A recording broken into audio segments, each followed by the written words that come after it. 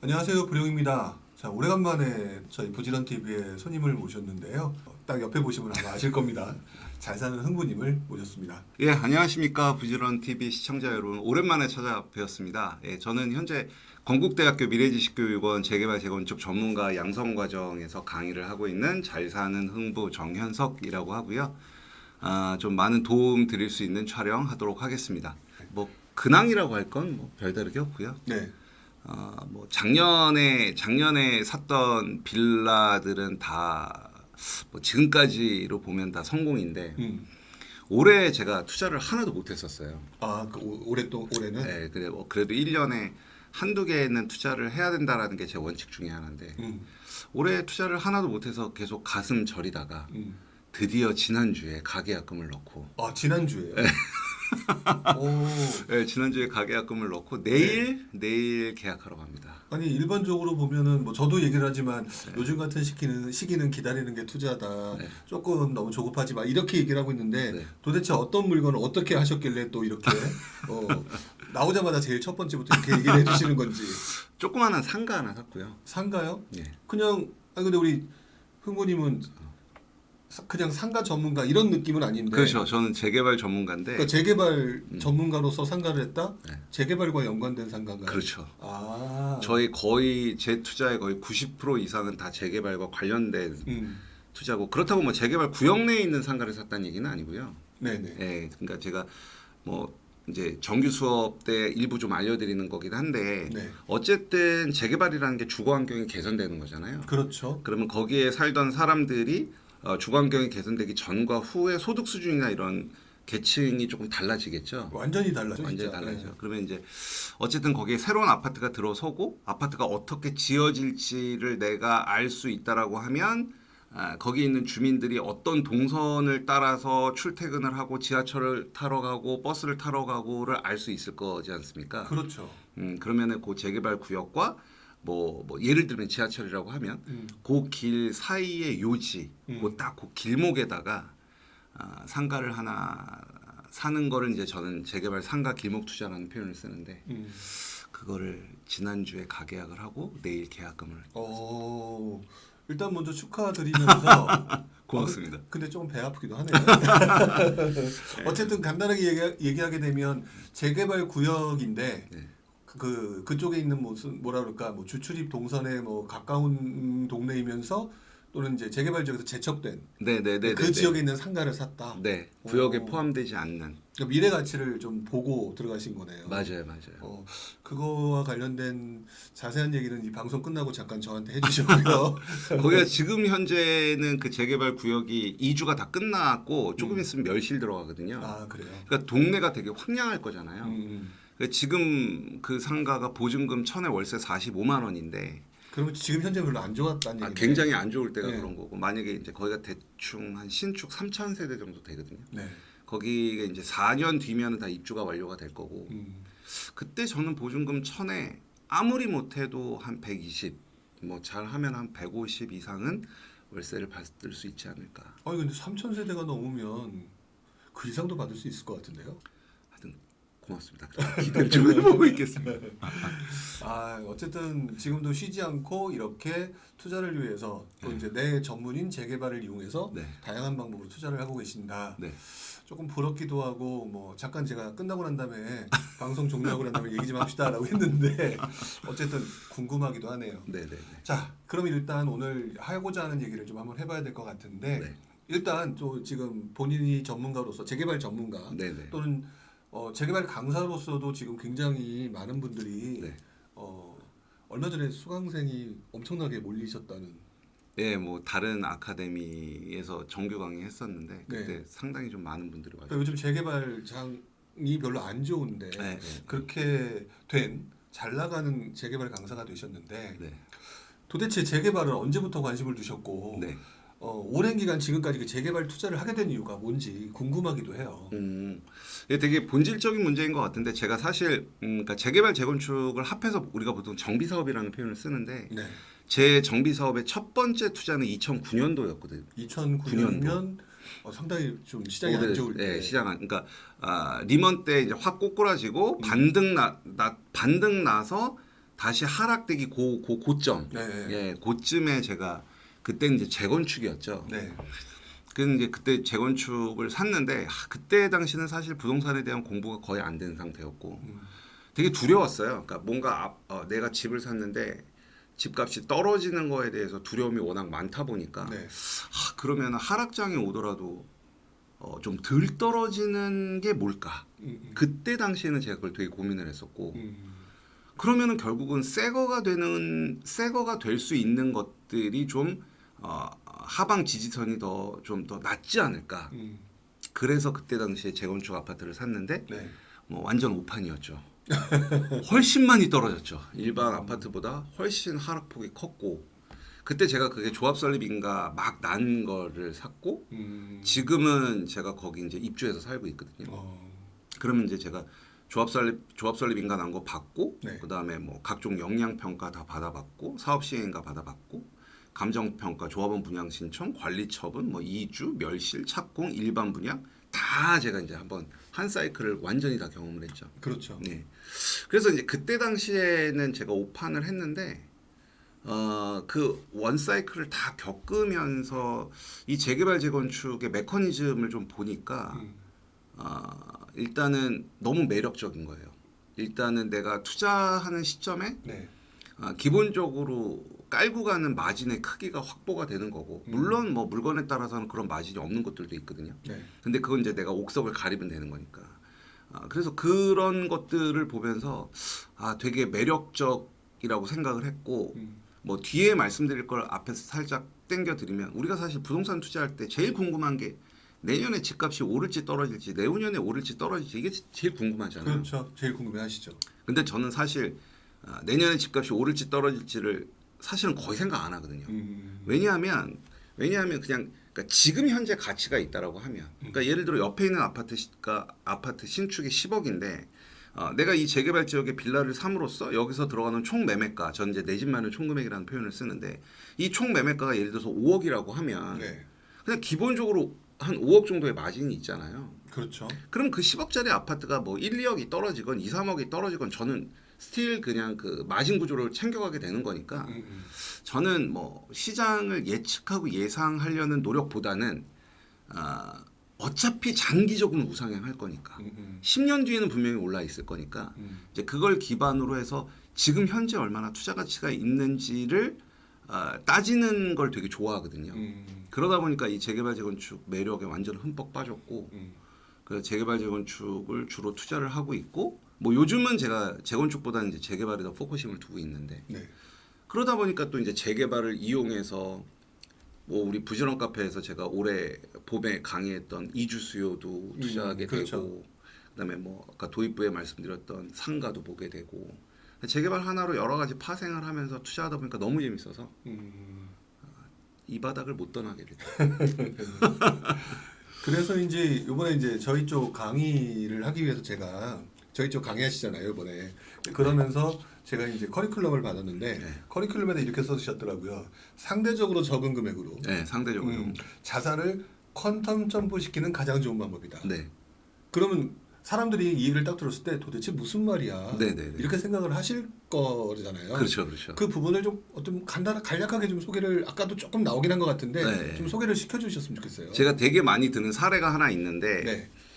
예를 들면은 우리가 그 국민평형, 국평이라고 하는 거를 가진 아파트가 강남에서 지금 현재 제일 좋은 건 반포 아크로 리버파크일 거고 네. 그다음에 강북에서는 보통 트리마제를 본단 말이죠. 네. 뭐 물론 더 좋은 것들도 있지만 34평을 갖고 있는 단지. 네. 그럼 이제 얘네들의 지금 네이버 호가를 보면은 뭐 30억 중후반대도 있지만 그냥 우리가 편하게 40억 정도라고 보고 네. 그러면 내가 예를 들어서 서울 외곽지의 신축 아파트 그냥 한 채만 갖고 있는 사람이라고 했을 때 뭐 중랑구 사가정 아이파크가 됐던 은평구에 있는 뭐 녹번역 이편한 세상이 됐던 노원 센트럴 프루지오가 됐던 외곽지 신축 아파트 8사가 지금 한 10에서 한 12억 정도 하거든요. 네. 그러면 현실적으로 이게 갈아타기가 안 되잖아요. 그렇죠. 갈아타기가 왜냐하면 그냥 딱 봤을 때 내가 40억짜리 12억에 팔아서 40억짜리를 가지려면 28억이라는 돈이 있어야 되는데 네.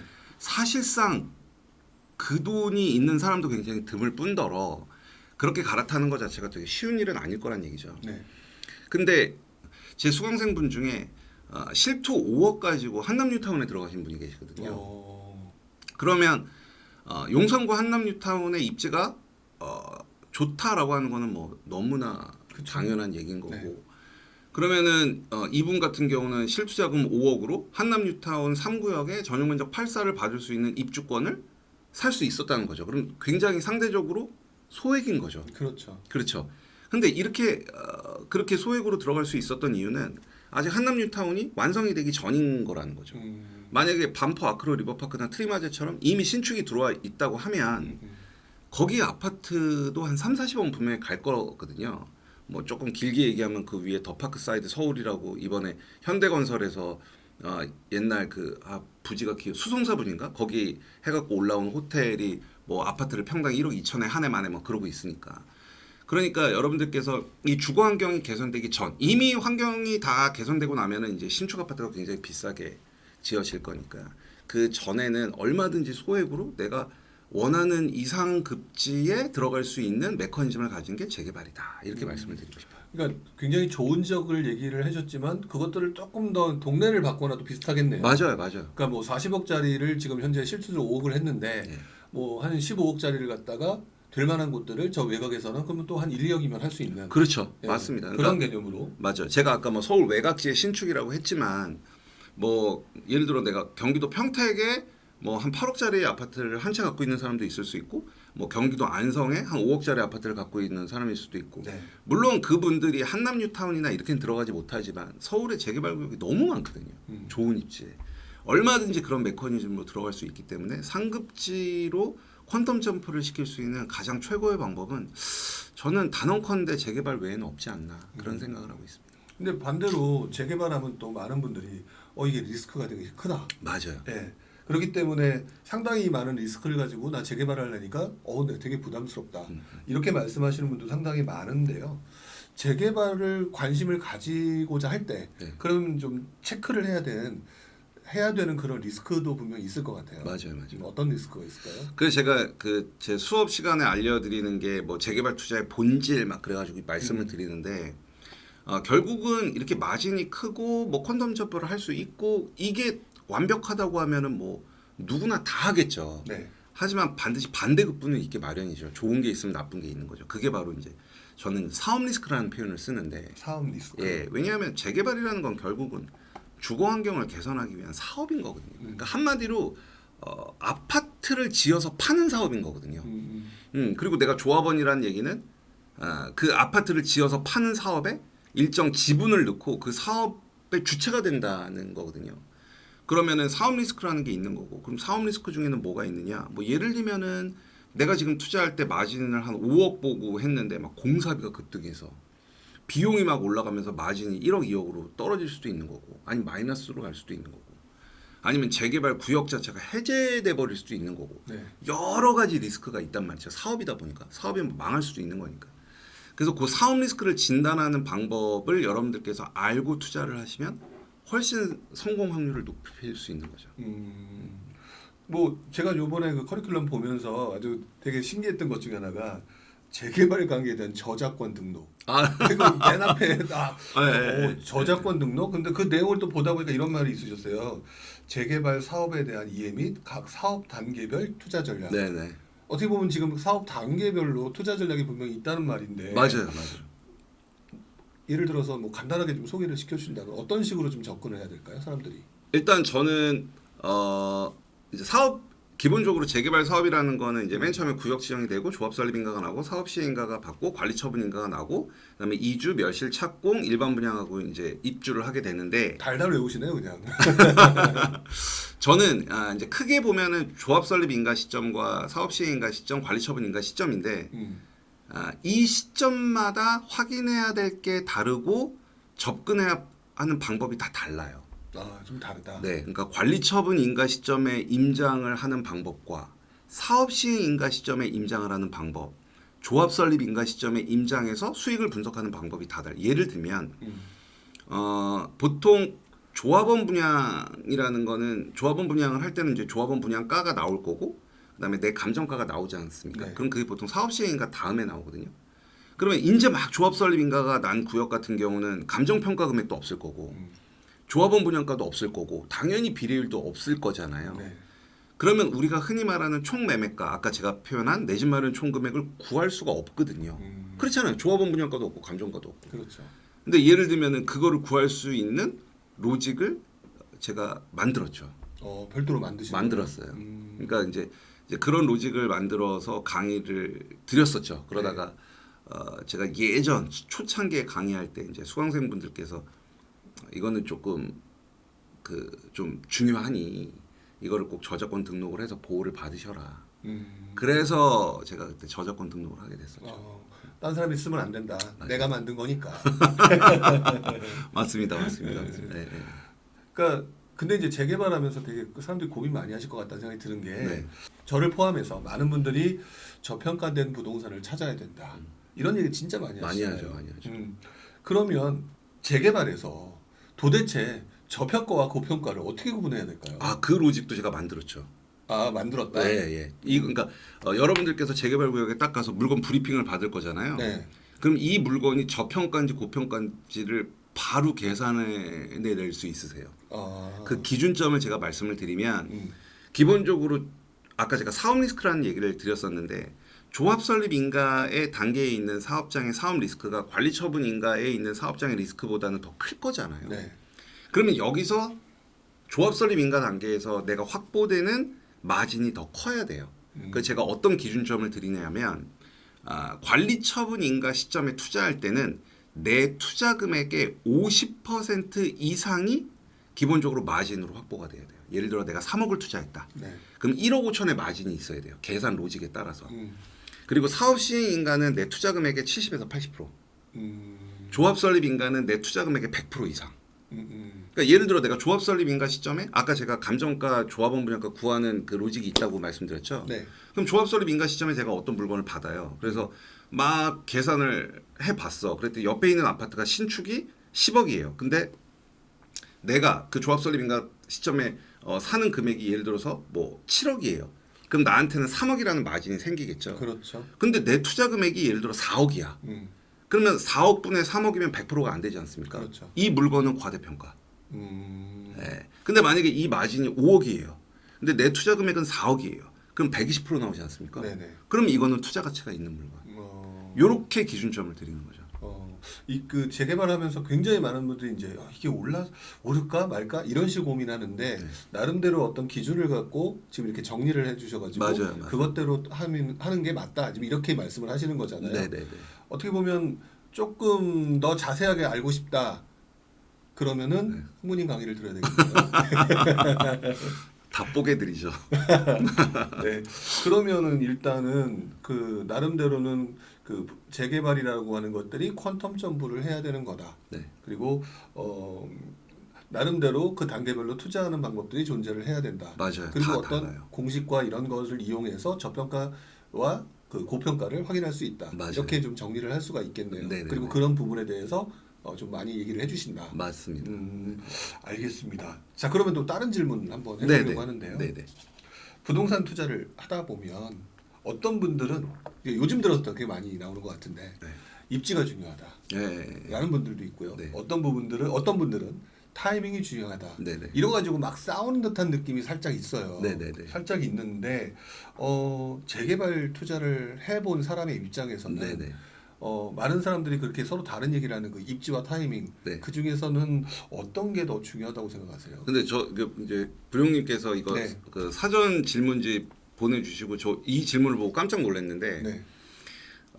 부동산 투자할 때 타이밍이 중요하냐, 입지가 중요하냐, 개별 물건의 특성이 중요하냐가 딱 이게 이 질문이 제 교재에 나와 있는 거예요. 아, 그래요? 네, 입지, 타이밍, 개별 물건의 특성. 근데 사실 제가 교재에서 수강생분들한테 전해드리고 싶은 메시지는 뭐냐면 재개발에서 이 개별 물건의 특성이 굉장히 중요하다라는 메시지를 전달드리고 싶어서 이 질문이 들어가 있는 거고 네. 오늘 질문은 입지와 타이밍이지 않습니까? 네네. 재개발 투자자 입장에서는 입지입니다. 입지다. 왜냐하면 우리가 항상 잘못 생각하는 것 중에 하나가 뭐냐면 재개발이나 재건축을 뭐 아까도 말씀드렸다시피 단순히 부동산 투자로만 접근하면 안 되거든요. 그렇게 해서 실패하는 사람을 저는 되게 많이 봤거든요. 네네. 결국 입지가 더 중요하다는 얘기는 네. 결국 우리가 재개발 재건축은 막 예를 들어 빌라촌이 있으면 여기를 다 때려 부시는데 돈이 들 거잖아요. 네. 그렇죠? 다 때려 부시는데 돈이 들 거고, 그다음에 조합장 월급도 줘야 되고, 네. 그다음에 여기 아파트를 지으려면 뭐 작게는 수천억 원에서 크게는 막 조 단위의 사업이 들어가잖아요. 네. 그러면 결국 이러한 비용들을 우리가 다 상쇄하려면 일반 분양이라는 걸 통해서 이 비용들을 충당을 해내야 되는데 현실적으로 일반 분양으로 이 모든 사업비를 다 충당해낼 수가 없죠. 그래서 조합원들이 내는 게 분담금이라는 거거든요. 네네. 다 충당할 수가 없기 때문에. 그래서 제가 입지라고 말씀드리는 얘기는 입지적인 가치가 있어야 이 사업이 성공할 확률이 높다는 거예요. 예를 들어서 타이밍 같은 경우는 내가 설령 잘못 잡았다 하더라도, 그러니까 아파트랑은 좀 달라요. 아파트는 그냥 내가 아파트를 딱 샀을 때 얘가 오르면 수익이 나는 거지만 네. 이 재개발 재건축은 이 사업이 성공을 해야 되는 거예요. 그렇죠. 오르는 거 외에 사업이 성공해야 된다는 하나의 그 전제 조건이 하나 더 들어가거든요. 네. 그렇기 때문에 퀀텀 점프라고 하고 마진이 크다라고 얘기한 거죠. 그러니까 입지가 좋다는 얘기는 사업 여기서 일반 분양을 했을 때 일반 분양가를 되게 높이 받을 수 있다는 거죠. 그럼 사업을 운영하는 사람 입장에서는 되게 안전한 거죠. 그래서 저는 타이밍보다는 입지를 더 중요하게 봅니다. 그러니까 재개발에 있어서는 뭐 아까 개별 물건의 특성도 얘기하셨지만 네, 네. 그거를 좀 배제하고 네, 본다면 배제. 입지와 타이밍 중에서는 입지다. 네, 입지. 그러면 조금 더 속속들이 한번 질문을 해보려고 한다면 네. 흥부님이 한동안 그 작년 재작년 때 신통기획을 가지고 되게 강의를 맞아요. 되게 작년 저는 이제 그 어떤 면에서 보면 그게 좀 약간 타이밍에 맞는 투자 방법에 대한 설명을 했다라는 생각을 하기도 했었어요. 네, 네. 그러면 그럼에도 불구하고 그 부분이 약간 입지를 더 고려를 했다라고 생각을 해야겠네요. 그렇죠. 그래서 신속통합기획 특강할 때도 음. 특히 신속통합기획은 극초기이기 때문에 네네 맞아요. 극초기이기 때문에 앞으로 사업이 진행되면서 어떤 외생 변수가 발생할지는 우리가 예측할 수가 없거든요. 그래서 제가 그때 강의할 때 적어도 외곽 쪽보다는 그래도 서울의 B급지 이상의 투자를 하셔라라고 제가 당부를 드렸죠. 나름대로는 그게 입지였었네요. 네, 입지였었죠. 어쨌든 그때도 제가 기억나는 게 신통기획이 확정나지도 않은 초기 개발이었잖아요. 초기 재개발이었잖아요. 완전 극초기죠. 근데 그것들을 하는 데 있어서 많은 분들은 그렇게 생각하셨잖아요. 이게 과연 될까? 막 안 될까? 이런 고민들을 되게 하셨을 텐데 네. 그러면 그 당시에는 그 흥부님 같은 경우는 그 신통기획이 될까 안 될까에 대해서 참 애매했을 거 아니에요. 저는 사실 확신을 가지고 있었어요. 그러니까 어떤 부분에 대해서 그런 확신을 가지셨던 거예요? 일단 제 투자 성적표를 말씀드리면 네. 제가 이제 작년에 그 신속통합기획을 준비하는 곳에 이제 빌라 세 채를 샀고 네. 이제 두 채는 작년에 신통으로 다 선정이 됐었어요. 그리고 한 채가 안 됐거든요. 네네. 근데 이 한 채가 한 달 전에 됐어요. 한 달 전에 됐다고요? 네, 그럼 3전 3승. 그럼 그때 1패일 거라고 생각했던 부분이 네, 됐어요. 결국 됐다는 얘기인데 네, 네. 그럼 뭔가 분명히 이건 될 것이다라는 어떤 기준이 있었을 거 아니에요. 그렇죠. 그것도 기준. 입지만 가지고는 안 됐을 거 그렇죠. 같은데. 되게 여러 가지를 파악을 하는 거죠. 네. 그래서 어쨌든 다 성공을 했다. 다 성공을 했고 네. 제가 본 거는 그렇습니다. 그러니까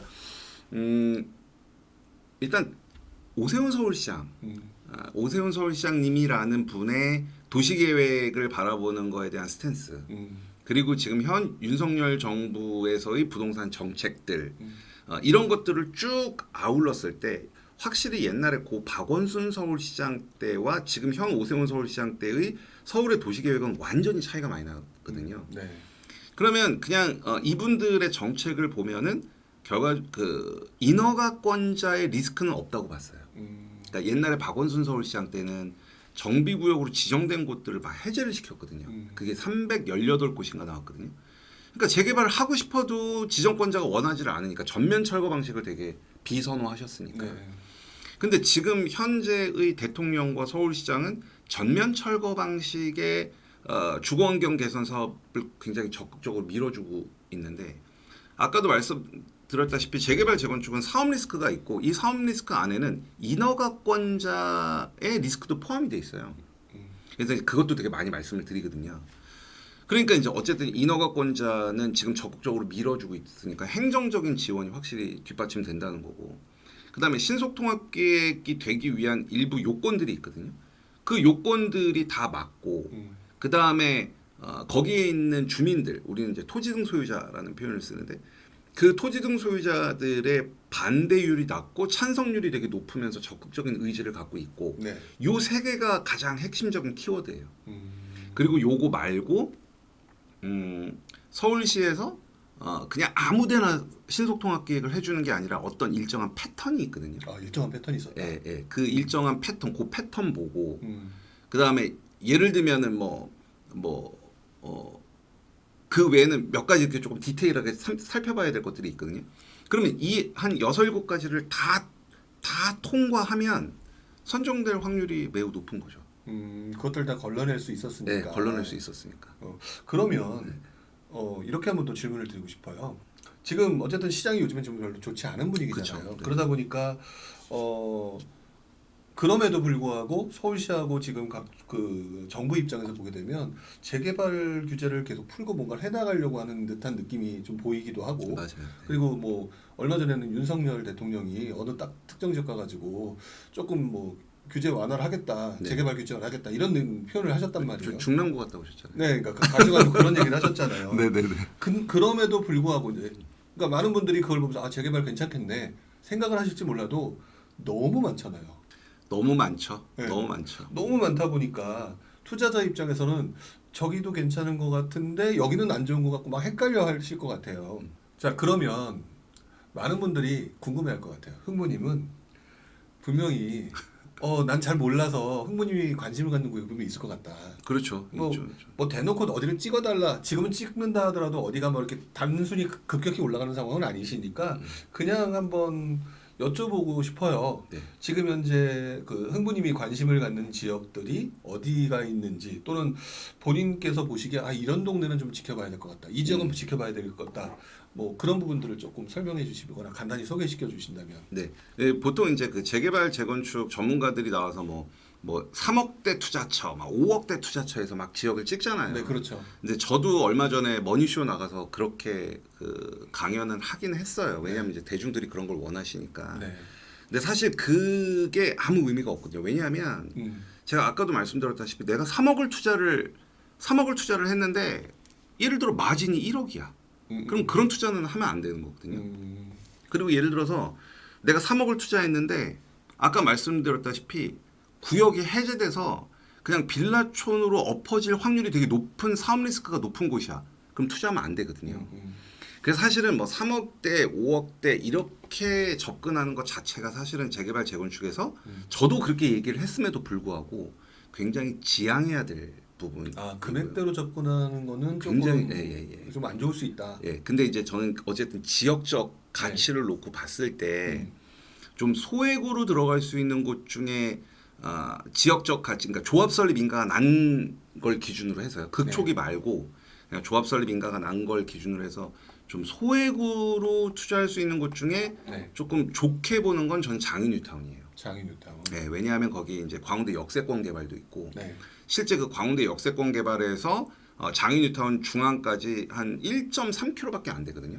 물론 이제 광운대 역세권 개발 사업의 최대 수혜주는 그 미미삼이라는 재건축이겠죠. 그렇죠. 예, 근데 하지만 미미삼은 비싸니까 지금 장인 뉴타운은 실투 2억대로도 들어갈 수 있거든요. 14구역, 15구역은. 그래서 조금 소액으로 들어갈 수 있는 곳은 저는 장인 뉴타운을 꼽고요. 그 다음에 조금 최상급지 쪽에서 여러분들께서 꼭 눈여겨 보셔야 될 곳은 노량진 뉴타운. 노량진 뉴타운. 저는 노량진 뉴타운이 되게 좋아질 것 같아요. 아주 많이 좋아질 것 같고 그래서 갈아타기를 하시는 분들이나 이런 분들한테는 노량진 뉴타운을 좀 추천을 많이 드리고 있어요. 그러니까 노량진 뉴타운이나 어떻게 보면 장인 뉴타운 지역 같은 경우는 그 서울시에서 밀어주고 있는 그 어떤 도시계획상에서 밀어주고 있는 바로 그 지역 또는 그 지역 주변인 거잖아요. 네네네. 그러니까 그런 지역들은 앞으로 서울시가 팍팍 밀어주는 곳이니까 더 확실하게 될 수 있다. 이렇게 또 보시는 거이기도 하겠네요. 맞아요. 특히 동작구 같은 경우는 그 주식회사 동작구청이라는 법인이 있어요. 그래요? 네, 동작구청에서 동작구에서 일어나는 재개발 재건축의 사업을 확실하게 밀어주기 위해서 법인을 별도로 설립했어요. 그 주식회사 동작구청.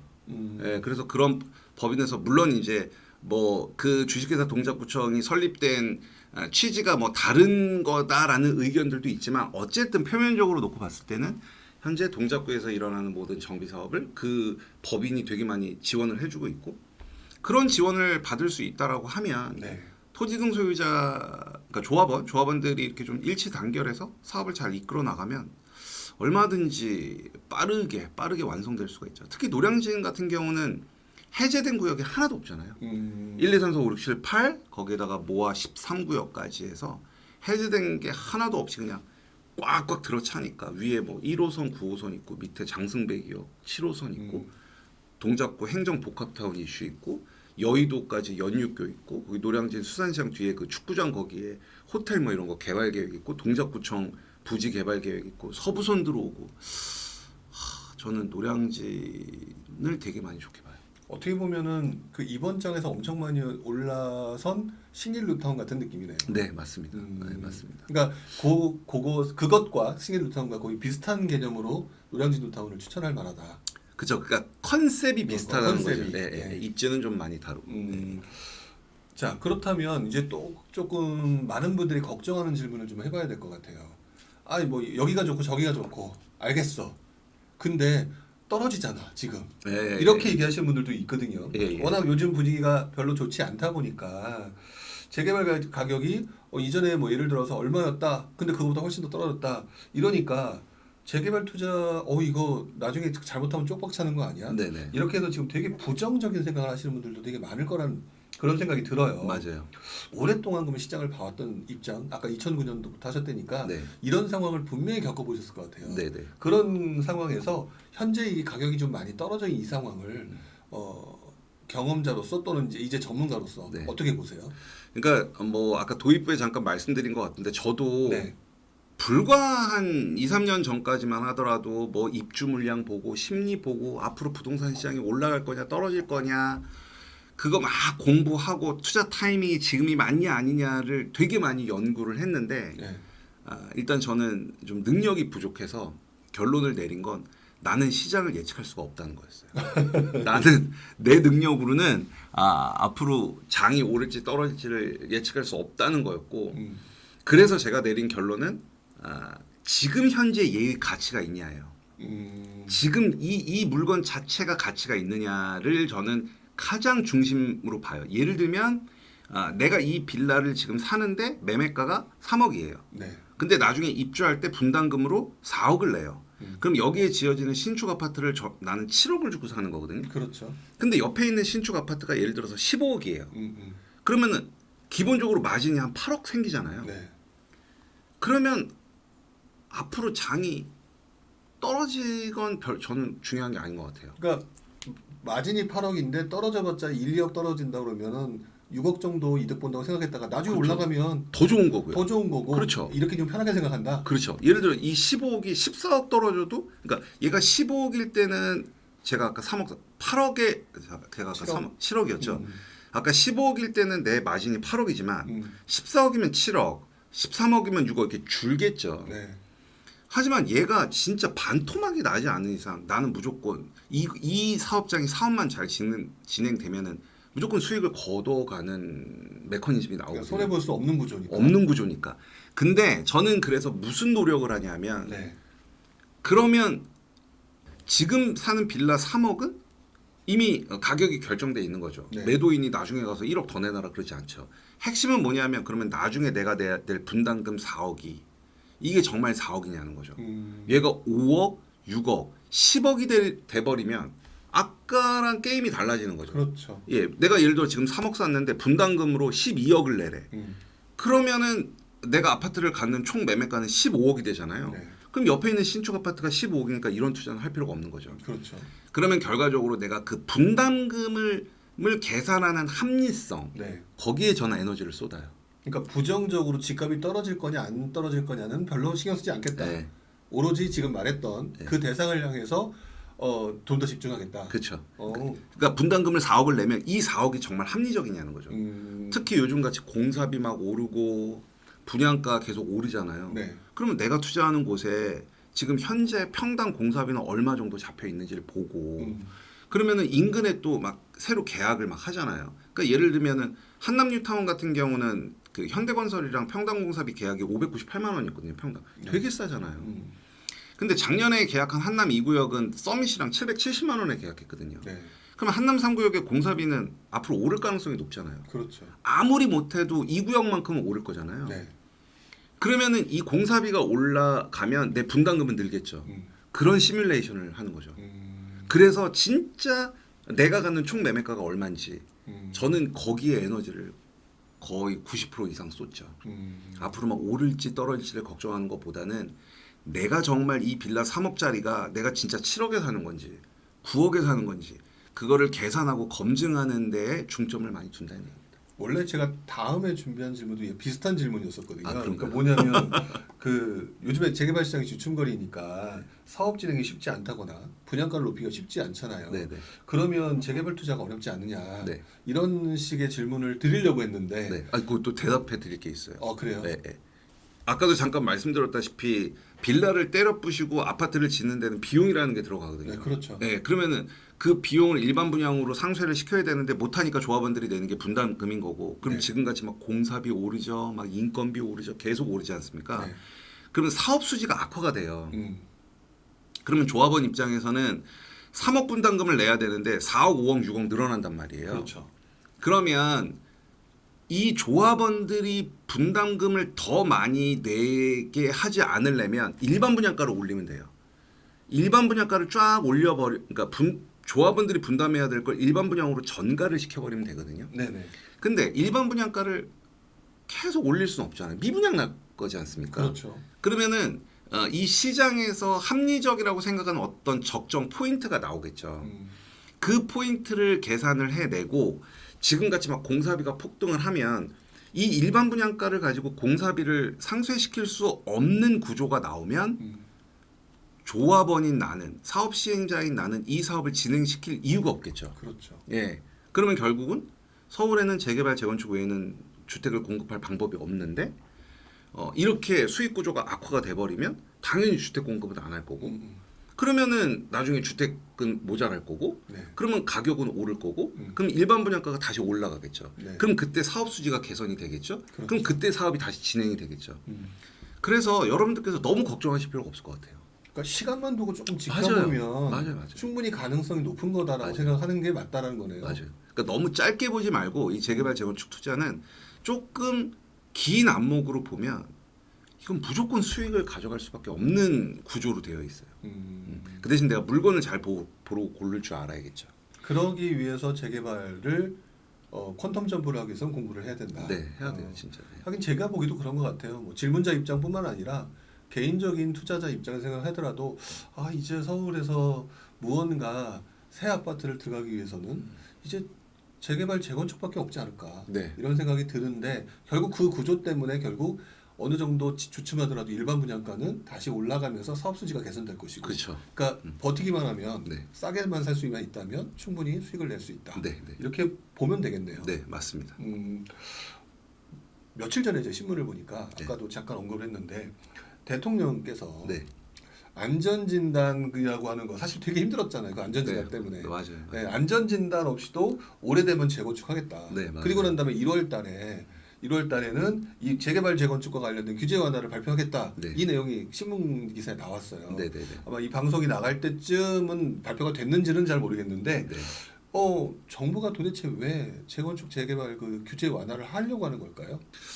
요거는 어디까지는 제 개인적인 생각이니까 그냥 네. 참고로만 들어봐 주시면 좋을 것 같고요. 윤석열 정부 취임했을 때 그때 8.16 대책 나왔을 때 그 윤석열 정부에서 약속했던 공급 물량이 270만 호 플러스 알파였었거든요. 맞아요.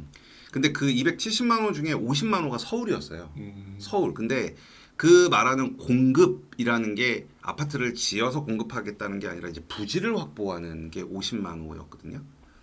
그러면 서울이 50만 호면 예를 들어서 연간 5만 호 정도를 공급한다라고 하면 50만 호면 10년치 물량 정도가 되거든요. 네. 근데 알다시피 서울은 재개발 재건축 외에는 공급할 방법이 없는 거죠. 그렇죠. 없는 거죠. 지금 막 신속통합기획으로 막 새로 선정되고 막 모아타운으로 선정되고 하는 이 일련의 모든 것들이 그리고 안전진단을 완화하고 막 이런 일련의 모든 것들이 서울 50만 호 공급을 위한 어떤 큰 그림이라고 저는 보여져요. 큰 그림이다. 예, 그리고 뭐 여러분들도 아마 신속통합기에 모아타운을 저렇게 많이 선정해주고 저걸 다 해줄 거야? 물론 주민들이 반대하면 안 해주겠죠. 주민들이 반대하면 안 해준다. 하지만 어떤 주민들의 반대가 없으면 저는 지금 그렇게 극초기 재개발로 선정되는 애들이 앞으로 서울 50만 호 공급의 10년치 물량을 차근차근 서울시에서 스텝 바이 스텝으로 진행해 나갈 개발 후보지다. 전 이렇게 접근을 하고 있거든요. 네. 그러면 10년 동안 쭉 늘려서 이제 50만 호로 공급을 할 텐데 그럼 어디는 앞에 해주고 어디는 뒤에 해줘야 될 거잖아요. 그렇죠. 그러면 지금 재개발 재건축 안전진단 완화 이런 것들 그 다음에 지금 신속통합기획 모아타운 얘네들은 좀 약간 뒤편이 될 것 같고 그 다음에 뭐 지금 그 외에 정비 사업의 전체적인 프로세스를 되게 단축해주고 뭐 조합 직접 설립 제도라든가 이런 것들이 막 지금 행정적으로 지원이 되고 있거든요. 그러니까 그 10년을 쭉 늘려놓고 앞 단계, 중간 단계, 마지막 단계에 대한 플랜의 하나의 사인이라고 저는 생각을 합니다. 그러한 이러한 발표들 모든 것들이 다. 그러면 앞으로 그 처음에도 얘기했지만 재개발 재건축을 꾸준히 지켜봐야 된다라는 점은 시대적인 분위기상으로도 네. 이게 계속 진행될 수밖에 없다. 네, 맞아요. 저는 그렇게 생각해요. 알겠습니다. 네. 어쨌든 우리가 계속해서 꾸준히 재개발 재건축을 지켜봐야 된다는 거는 변함이 없다라는 것에 저도 동의할 수밖에 없을 것 같아요. 네, 네, 네. 자, 그러면 그 지금 말씀드렸던 해주셨던 그 수많은 얘기들을 정말 지금 무슨 얘기야? 뭐 이러면서 뭐 듣기는 하는데 무슨 말인지 하나도 모르겠어. 이런 부분도 되게 많으실 거라고 생각해요. 근데 얘기를 들어보면 재개발 재건축 공부를 안 할 수가 없는 것 같아. 하셔야 돼요. 진짜 하셔야 네. 돼요. 이제. 그런 분들이 분명히 있겠다. 그러니까 크게 말하면 초보자분들. 자, 되게 막연해 하실 것 같은데 이 초보자분들 어떤 식으로 공부하는 게 가장 좋을까요? 물론 흥분인 강의를 들어보시는 것도 중요하겠죠. 저는 재개발 특히 재개발 재건축은 사실 좀 쉬워요. 재건축은 쉽고 특히 재개발 같은 경우는 상대적으로 소액으로 투자를 할 수 있는 최고의 방법이고 사실 주택으로 투자할 수 있는 레벨에 저는 가장 고수 단계라고 저는 보고 있거든요. 네. 그러다 보니까 사실 쉬운 공부는 아니에요. 그래서 저는 그냥 개인적으로 뭐 유튜브나 책으로 공부하는 데에는 분명히 한계가 있다라고 보고요. 네. 저는 저작권 등록이 되어 있는 제 강의를 들으셔라. 이렇게 자신 있게 말씀드리고 싶어요. 오. 그러니까 막 유튜브 보고 책 네. 보시고 그다음에 뭐 신문 잡지 보시고 해서 너무 빙 돌아가지 마시고요. 그냥 저한테 와서 6주 동안 올인하시면 그냥 그걸로 끝입니다. 저는 원래 이렇게 말 못하거든요. 그런데 너무 자신 있게 얘기하셔. 저는 자신 있어요. 근데 또 한편으로 저도 이해는 돼요. 왜냐면 저도 유튜브를 찍고 이 내용도 유튜브로 나가긴 하겠지만 유튜브에서 사실 말도 안 되는 얘기들이 많이 나오잖아요. 많아요. 특히 재개발 재건축은. 말도 안 되는 얘기들이 너무 많고 너무 이제 많이 뭐라 그럴까 분위기 띄우려고 하는 맞아요. 그런 것들도 많기 때문에 맞아요. 저도 개인적으로 유튜브를 찍지만 유튜브를 보고 공부한다는 건 말이 안 된다고 생각하거든요. 아니 근데 부룡님 채널은 제가 이렇게 들어보면은 도움되는 내용이랑 이런 게 너무 많아요. 너무 많은데 이제 제가 재개발 재건축을 얘기하는 건 예를 들어서 막 그 분양 자격 뭐 흔히들 우리 물딱지라는 얘기 많이 하잖아요. 네. 그 막 잘못된 영상들도 전 보거든요. 그러면 이제 그런 거 볼 때마다 깜짝깜짝 놀라죠. 이렇게 얘기해서 피해 보는 사람이 생기면 어떡하나. 그쵸. 네, 그래서 그렇게 아무래도 한계가 있고 그다음에 이렇게 그 조각조각 난 지식들을 모아서 본인이 해석해서 접근하기에는 정말 어려움이 있으니까 뭐 수입 분석이면 수입 분석, 임장 방법이면 임장 방법, 법률 해석, 분양 자격 분석 뭐 이런 거를 제가 원스톱에 다 끝내드리니까 그냥 저한테 오시는 게 제일 좋을 것 같아요. 알겠습니다. 여러분들 만약 초보자다 그러면 잘 사는 흥부님의 강의를 기대해 주시면 좀 좋을 것 같습니다. 자, 그런데 네. 지금 같은 경우는 초보자분들 얘기를 했어요. 네. 이제는 반대로 그런 거 잘 모르고 그냥 누가 괜찮다라고 해서 막 되게 많이 샀어. 되게 많이 샀어요. 이런 분들 진짜 되게 복잡하실 것 같은 분들. 그러니까 더더구나 비싼 가격 주고 샀는데 네. 지금 많이 떨어졌어. 많이 떨어졌어요. 근데 지금 되게 많이 꼬여 있어. 꼬여 이런 있어요. 분들도 되게 있을 것 같아요. 네. 그러니까 되게 고민이 지금 많은 분들, 다주택자 분들 중에서도 분명히 있을 것 같다는 생각이 드는데 네. 이분들은 여전히 보유하는 게 맞을까요? 아니면 파는 게 맞을까요? 너무 단순한 질문인가? 단도직입적인 질문일까요? 그러니까 그게 사실 뭐 어느 입지에 어느 물건을 갖고 있느냐에 따라서 제 해석이 완전히 달라질 건데 네. 저도 이제 수강생분들에게 상담을 하다 보면 대체적으로 물건이 꼬여 있는 분들을 대체적으로 보면은 이렇게 좀 상급지의 좋은 물건을 갖고 있다기보다는 좀 이렇게 상대적인 하급지의 개수만 늘려놓은 상황들을 더 쉽게 목격하거든요. 일종의 패턴처럼 그렇게 되어 있네요. 그렇죠. 지금. 그렇게 되어 있어요. 그러면 저는 과감하게 그럽니다. 그게 물건이 지금 취득세 중간 우리 아직도 안 풀렸잖아요. 그렇죠. 그리고 뭐 잠깐 다른 얘기긴 하지만 저는 내년에 이 비아파트 시장에 대한 정부의 활성화 정책이 좀 나올 것 같다는 생각이 들거든요. 네. 그러니까 예를 들면 올해 같은 경우는 이제 아파트 시장, 그러니까 작년에 너무 많이 떨어졌으니까 올 1월 3일 날 막 DSR 풀어주고 하면서 이렇게 좀 이렇게 끌어올려줬잖아요. 네. 지금 사실 이번에 국토부 장관님도 비아파트 쪽 뭐 오피스텔이랑 빌라 얘기 계속 하시잖아요. 저는 내년에 요 비아파트 시장 쪽에서 우리가 포인트를 잡아서 투자할 수 있는 기회가 좀 많이 나올 것 같다는 생각을 좀 하는데 재개발 쪽에서도. 예, 재개발 쪽에서. 그러니까 사실 오피스텔은 제 영역이 아니고 네. 이 빌라를 개발지, 그러니까 재개발 구역에 있는 이 개발지 빌라까지 포함이 될지 안 될지까지 저는 모르겠지만 사실 그거를 발라내는 정책이 나올 거라고는 생각이 안 되고 그냥 빌라 퉁으로 나올 것 같고 그다음에 주택임대사업자 관련해서도 어느 정도 개정안이 좀 나올 것 같고 그래서 기회가 좀 많이 나올 거라고 보는데 그래서 내년에는 이렇게 좀 기회가 좀 나올 것 같아요. 그럼 결국은 뭐냐면 내가 막 이렇게 너저분한 게 있으면 너무 좋은 기회를 못 잡아요. 취득세 때문에. 그렇죠. 너무 너저분한 게 많으면 좋은 기회가 다음에 와도 네, 못 잡아요. 네, 아무것도 못 하더라고요. 그래서 저는 정말 가슴 아프겠지만 그런 분들한테는 다음에 제도약을 위해서 정리를 하라고 말씀드려요. 그러니까 어설픈 입지에 너저분하게 개수만 늘리신 분들 같은 경우는 다음에 좋은 기회를 잡기 위해서 정리하는 것도 굉장히 좋은 방법일 것이다. 네, 저는 그렇게 생각합니다. 네. 저도 사실 솔직히 그렇게 말을 하고 있는데 네.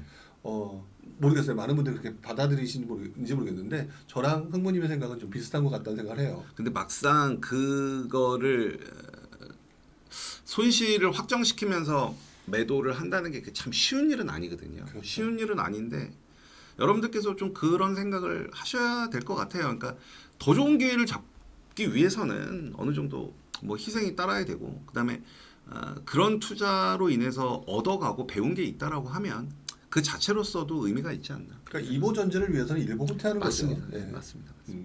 그러면 또 다른 질문이 약간 비슷한 질문이긴 한데 지금 어설픈 지역에 있는 물건이라는 표현 썼잖아요. 네.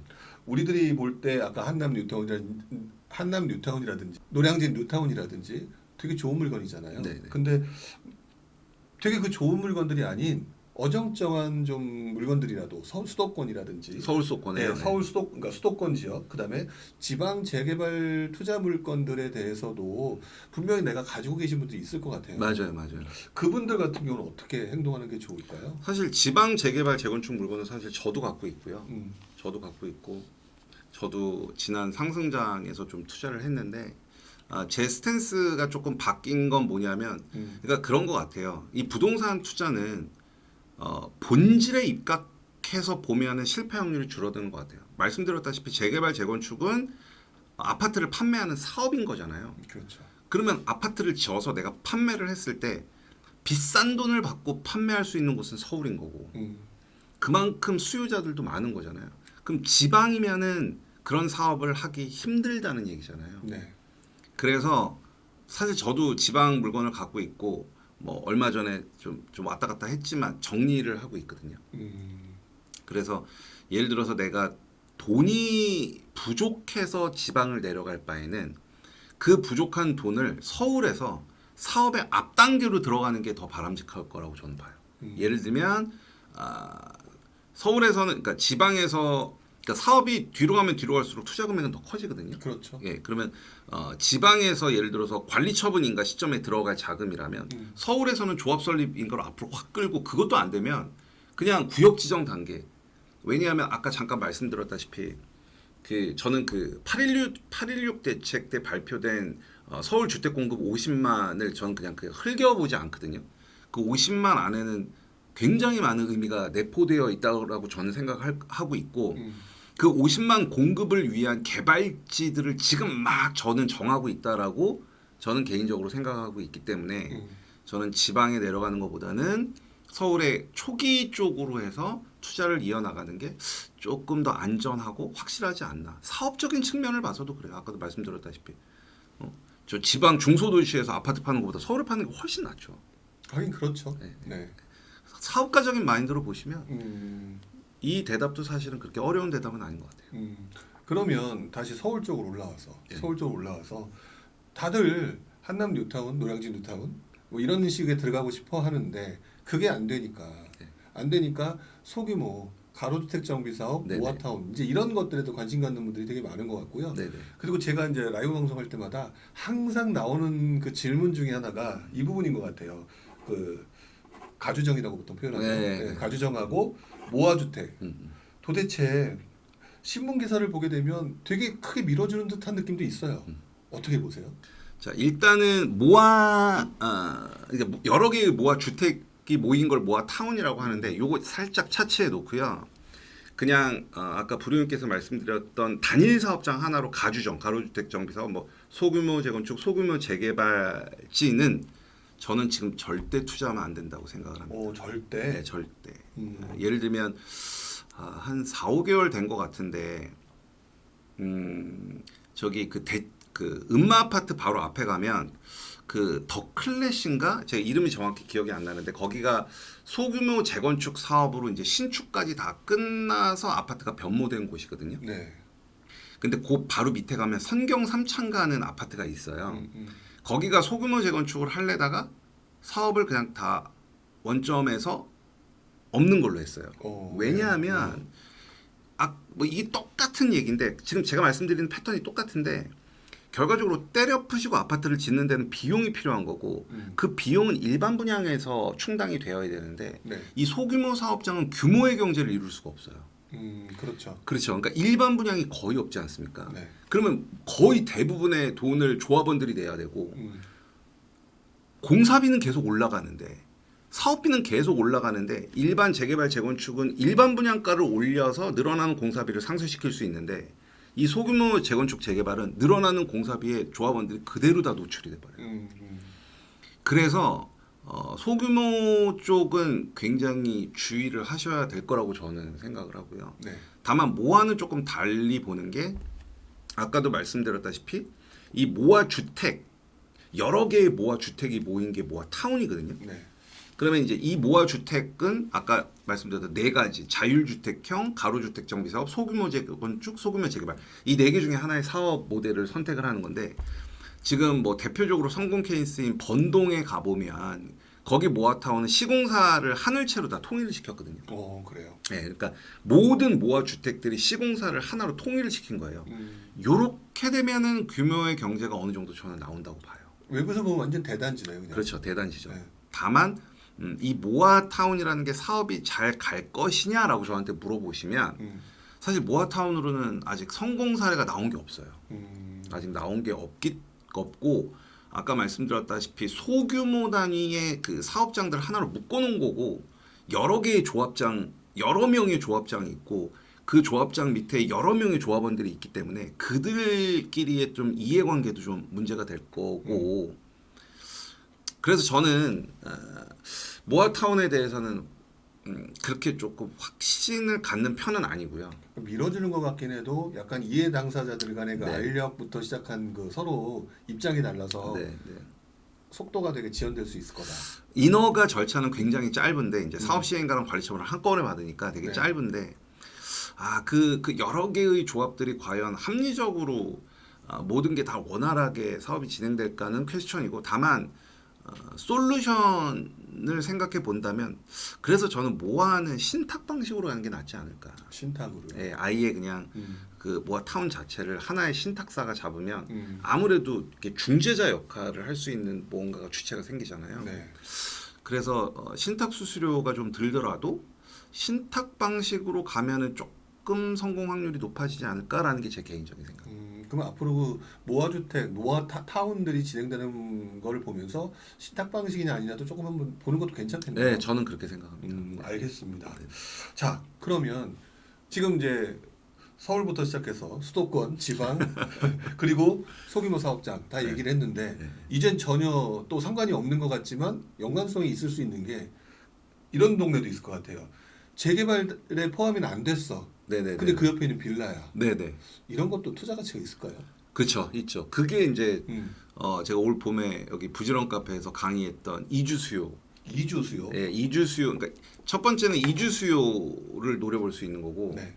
두 번째는 이 구역계라는 게 한 번 정해졌다고 해서 무조건 세팅은 아니거든요. 네. 구역계가 확장되기도 하고, 그러니까 구역이 이렇게 정해졌으면 이게 변하기도 하거든요. 네.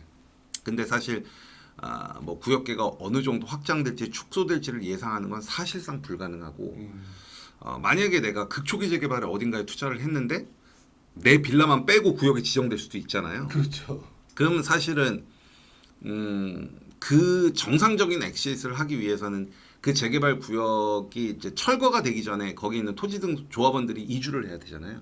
그러면 이주하려면 그들이 살고자 하는 집들이 필요하겠죠. 그러면 그 인근의 전세가랑 매가가 많이 오르거든요. 매매가도 많이 올라요.